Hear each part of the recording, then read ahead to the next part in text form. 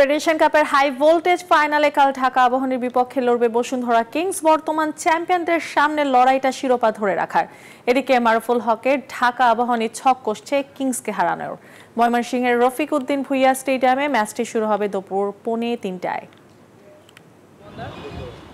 মৌসুমের একমাত্র শিরোপার হাতছানি বসুন্ধরা কিংসের সামনে। লড়াইটা প্রতিশোধেরও। লিগের প্রথম লেগের সাথে ফেডারেশন কাপের প্রথম কোয়ালিফায়ারেও এই ঢাকা আবাহনীর কাছে হেরেছে বর্তমান চ্যাম্পিয়নরা। প্রিমিয়ার লিগ জেতার সম্ভাবনা কিংসের নেই বললেই চলে। তবে ভ্যালেরিও তিতা বাহিনী এত সহজে হার মানতে নারাজ। প্রথমে ফেড কাপেই থাকছে দলের ফোকাস। ফাইনালে শিরোপা জিততে আত্মবিশ্বাসী তপু বর্মনরা, একটা পাওনা হিসেব যে বাকি ঢাকা আবাহনীর সঙ্গে। আমরা last year champion Fed Cup, তো ডেফিনেটলি আমরা চ্যাম্পিয়ন হতে চাবো এবার। কারণ একটা ক্লাব যখন কন্টিনিউ চ্যাম্পিয়ন হতে থাকে, এটা ডেফিনেটলি চ্যাম্পিয়ন হওয়ার জন্যই খেলে। আমাদের টিমে যেমন বিশ্বনাথের মতো প্লেয়ার নেই, তারেক কাজী নেই ন্যাশনাল প্লেয়ার, বাকি যারা আছে সবাই সুস্থ আছে।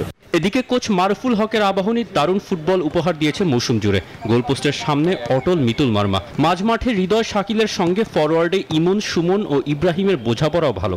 ময়মনসিংহের রফিক উদ্দিন ভুইয়া স্টেডিয়ামে বসুন্ধরাকে কঠিন পরীক্ষায় ফেলবে আকাশী নীলরা। ফুটবল গোলের খেলা, চেষ্টা থাকবে যাতে যে গোলের সুযোগগুলি আসবে সেগুলো কাজে লাগিয়ে যেন আগামীকালকে শিরোপা অর্জন করতে সক্ষম হয়। 7 বছর আগে বসুন্ধরা কিংসের অভিষেক সিজনে সবশেষ ফেডারেশন কাপ ফাইনালে মুখোমুখি হয়েছিল দুদল। শিরোপাটা এসেছিল কিংসের ঘরে। তৌসিফুল হাসান, নিউজ 24।